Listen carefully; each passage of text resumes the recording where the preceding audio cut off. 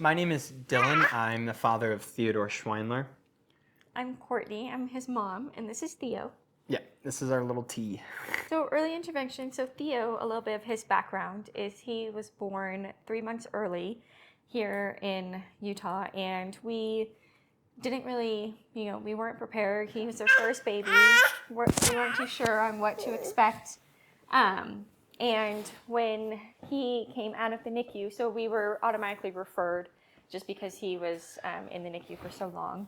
And my mom, she actually has worked in early intervention in that field for a very, very long time. So gratefully, she was very well versed in that area. So we already had a little bit of some background on how to approach the situation. So what happened was in utero, he was perfectly fine. The birth went perfectly fine. And then 3 days after he was born, they found severe brain bleeds. So he had bilateral grade 3 brain bleed, so it's 0 to 4. 4 is the absolute worst, and if you have a 4, you probably won't live or you will have no quality of life. We were And he was diagnosed with bilateral grade 3 brain bleeds, and we were just told, this is actively causing damage to his brain. So his brain, all of the blood was just killing all of these healthy brain cells, and it was just devastating. And because all of that extra blood was going to his brain, then all of his organs started shutting down because he wasn't getting any blood to his organs. we were approached by the nurse practitioner in the NICU. She walked outside. We were sitting at a picnic table, and that's kind of when we knew things were bad. And she sat down, and there were tears in her eyes. And she was trying to be professional, but it's still hard. And she's telling us we had a crossroad. It was a blood transfusion at the risk.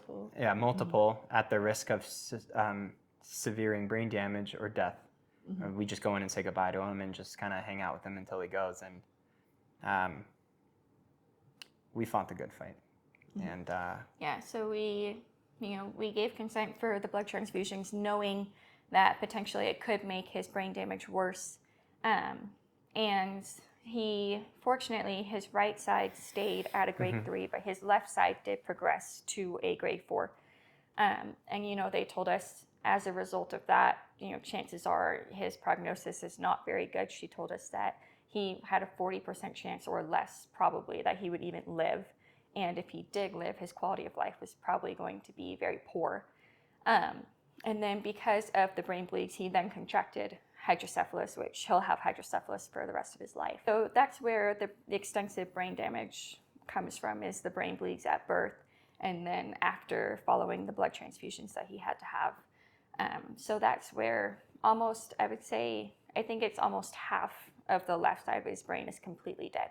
But looking at him now, you would never know. But we were referred to early intervention through Kids Who Count, and we got started with wonderful therapists there. Kids Who Count, if there's a hill I'll die on, it's that hill. Kids Who Count has been great, especially while we struggled with doctors and surgeons in the hospital.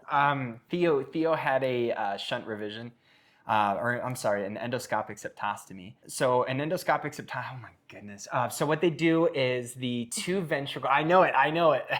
The two ventricles on both sides of your brain aren't communicating. So what they do is they go in and they remove the membrane in between the two ventricles to allow them to communicate again. In the process of doing that, they had placed an external ventricular drain to him, and they missed a suture at the end. And so we dealt with 5 hours it was a living nightmare for everyone involved. Theo was in excruciating pain.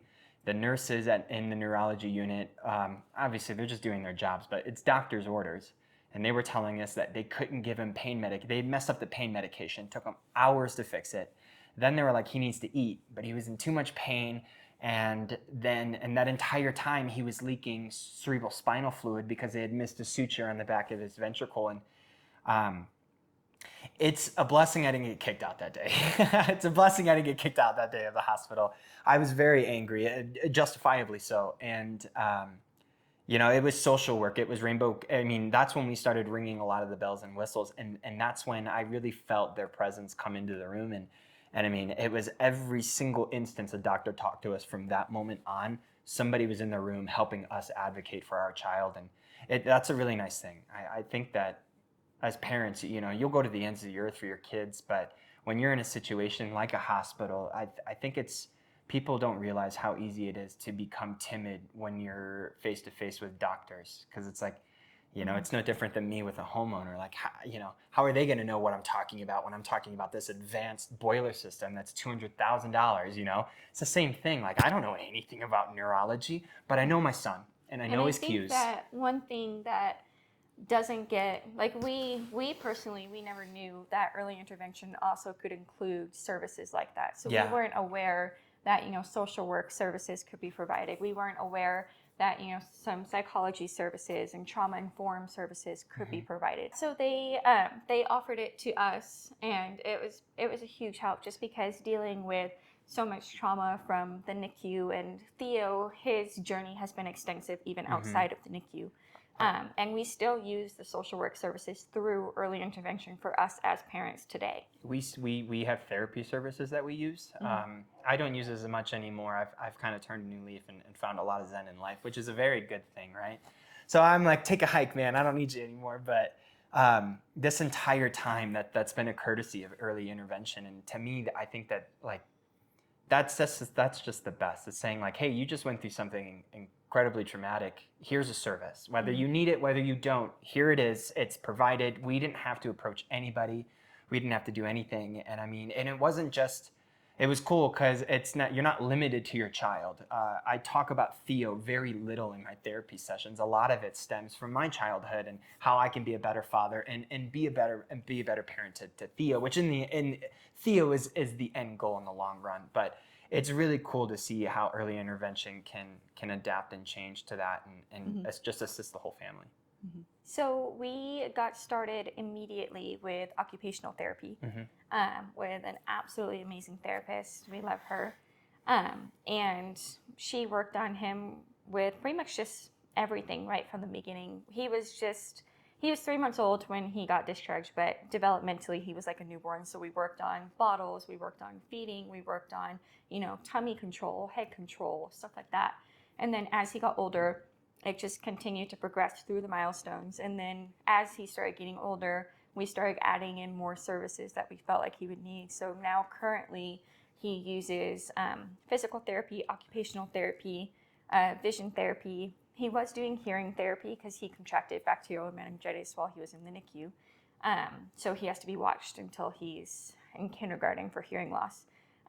But his hearing is beautiful, perfect. So we just do routine follow-up. So we don't do hearing therapy anymore. I'd like to touch on that real quick. I don't want to interrupt her. I am the talker here. But the cherry on top for all of that is that after 8 brain surgeries and an eye surgery before he was even a year old, we were told he was going to have the most severe case of cerebral palsy. I think a month ago, we just had our follow-up visit, and they can't diagnose him. He doesn't meet the requirements for cerebral palsy. I 110% believe that was early intervention's doing. Early intervention has all of our gratitude. We're working really hard. I think the only places where he's still lacking developmentally is in his walk and his talk. So we're really pushing vocabulary very hard. Those are the only 2 areas. And Mary, his occupational therapist, and early intervention, and us, obviously, we're all working really hard. And everybody thinks that, or at least we're being told that there's no cause for concern, and that he'll catch up in time. Yeah, which is a really good thing. Yeah, he has all of the fundamental skills. Which is great. So we see all of the fundamental skills he needs for speech, and same thing, all of the fundamental skills that he needs for walking.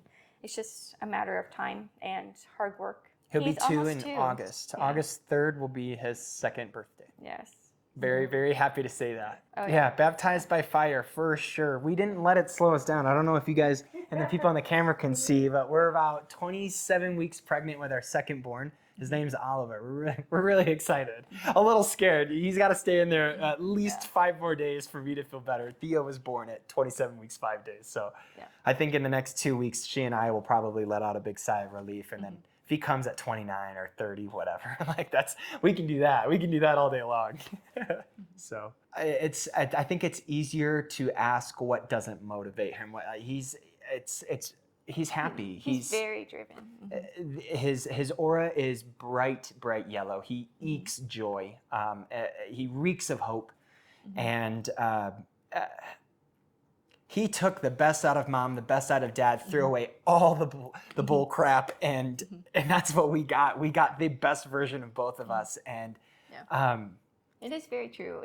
Speaking unbiasedly, he has a very docile personality, so he's very willing and he's very cooperative, which is a huge help because most of the time he's willing to work with the therapist. He's willing to do these different activities. He's very open-minded. They match, early intervention matches, his interests, and they match his skill levels, and they say, okay, he's really showing an interest in this. Let me figure out how to make this game into a functional activity for him.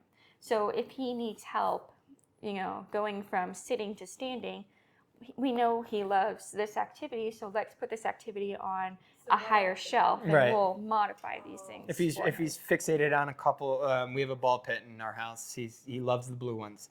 We'll use those blue ones to help. I actually make a point to try and use his left shoulder and his left arm to throw because his right. Sorry, thank you.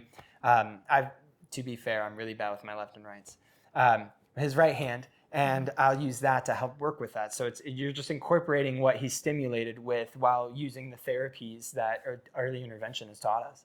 So we're able to apply it even outside of the therapy sessions, which is great. Yeah, there's so many. Yeah. I mean, honestly, there's just so many things that, a professional, the therapist we work with, she's been doing this for, 20, 25 plus years. So there's so many things where she just makes a small suggestion, and to her it's just like, oh, let's just try this out. And for us it's like, oh my gosh, why didn't we think of that? That's a fantastic idea. But yeah, it's just small things where I think she'll come up with stuff where he needed to work on sitting upright.